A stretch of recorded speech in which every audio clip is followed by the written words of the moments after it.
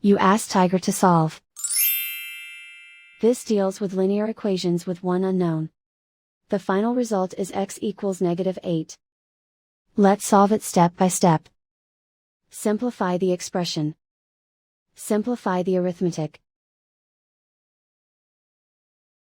Group all constants on the right side of the equation. Subtract 40 from both sides. Simplify the arithmetic.